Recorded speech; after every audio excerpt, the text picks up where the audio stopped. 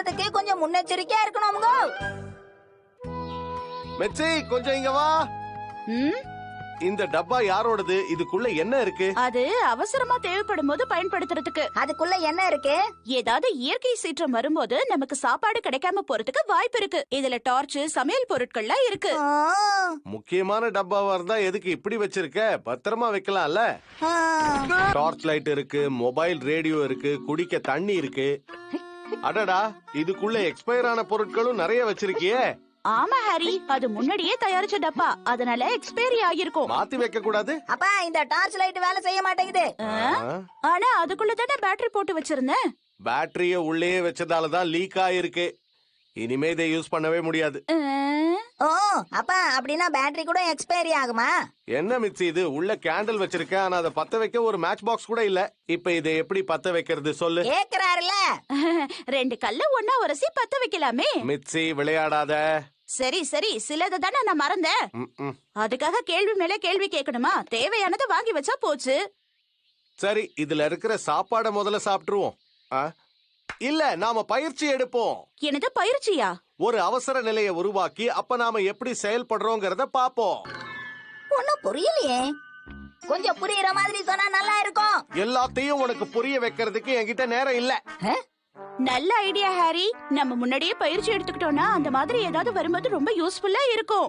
ஏன்னா எப்ப வேணாலும் எது வேணாலும் நடக்கலாம். ஆமா, சரியா சொன்ன.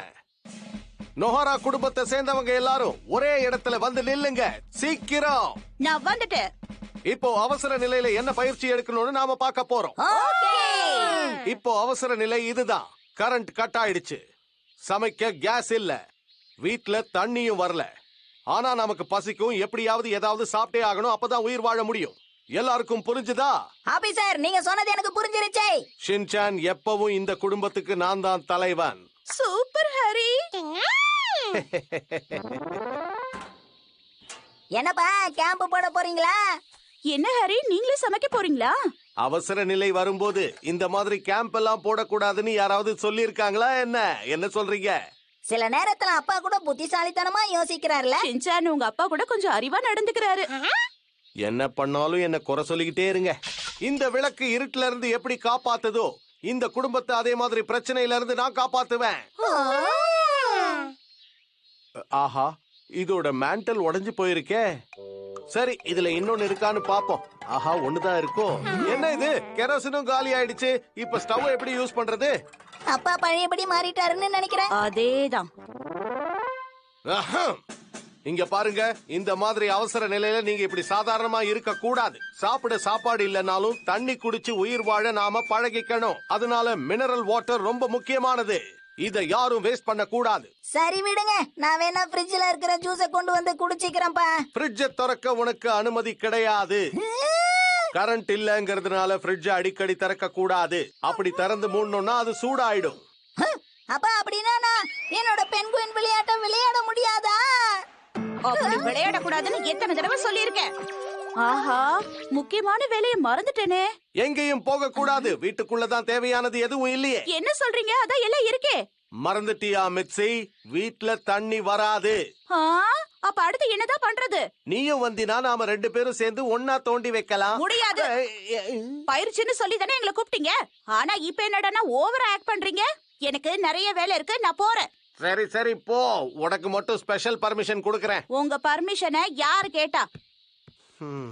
என்னப்பா இது? அம்மா உள்ள போயிட்டாங்க. நான் சொன்ன பேச்ச அவ எப்ப கேட்டிருக்கா?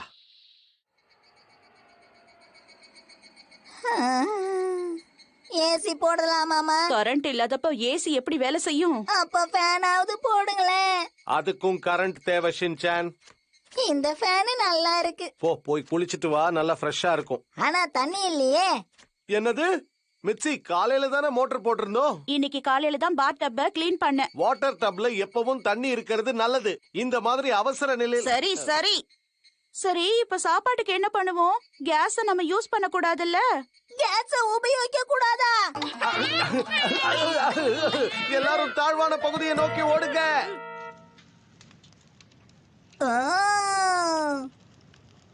ஷின்சான், இன்னும் கொஞ்சம் பேப்பர் கொண்டு வா.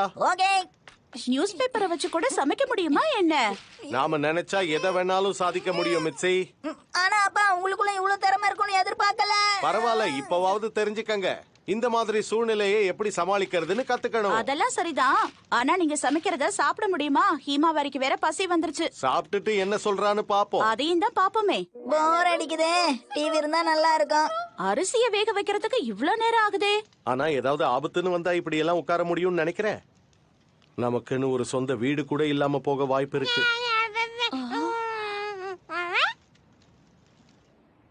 இந்த உலகத்துல எப்ப என்ன நடக்கும்னு யாருக்கும் தெரியாது.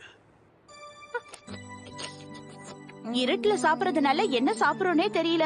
நான் சமைக்கிற அளவுக்கு இல்லப்பா. என்ன மன்னிச்சிருங்க, எனக்கு சமையல் வராதுன்னு உங்களுக்கு தெரியும்ல. இல்ல இதுக்கு முன்னாடியை விட இப்ப நல்லா சமைக்கிறீங்க ஹாரி. நல்ல சுவையா தான் இருக்கு. என்ன சாதம் கொஞ்சம் குழஞ்சிடுச்சு. என்ன குழஞ்சிடுச்சா? ஆமா, அது வேற ஒண்ணும் இல்ல, பாட்டில்ல இருக்க தண்ணிய வச்சு கொதிக்க வச்சேன்ல, அதான். தண்ணி சரியில்லை, அதனால வாடை அடிக்குது. அப்படின்னா அவசர காலத்துல இப்படிதான் சமைப்பாங்களா? அப்படியெல்லாம் கிடையாது. ஆ? இதுக்குள்ள என்ன இருக்கு? பரவாயில்லையே, இது சுவையா இருக்கு, எனக்கு ரொம்ப பிடிச்சிருக்கு. இது ஷீரோவுடைய சாப்பாடுப்பா. ஷீரோ, தயவு செஞ்சு என்ன மன்னிச்சிரு. மன்னிச்சிரு ஷீரோ, அப்பா எப்பவும் இப்படிதான். ஷின்சான், இதையே எடுத்துட்டு வந்த. இது ரொம்ப காஸ்ட்லி. கிச்சன்ல இருந்ததுமா. இதை யாரு உன்னை எடுக்க சொன்னது? நான் இத ஒரு மாசமா எவ்வளவு பாதுகாப்பா வச்சிருந்தேன் தெரியுமா? சாப்பாடு வாங்கிட்டு எதுக்கு அதை பாதுகாப்பா வச்சிருந்தீங்க? வீட்டுக்கு விருந்தாளி வந்தா செய்யலான்னு வச்சிருந்தேன். குடு குடு குடு, நானும் சாப்பிடுறேன். அப்படின்னா நானும் இத சாப்பிடுறேன். எனக்கும் கொடுங்க. இது நல்லா இருக்கு.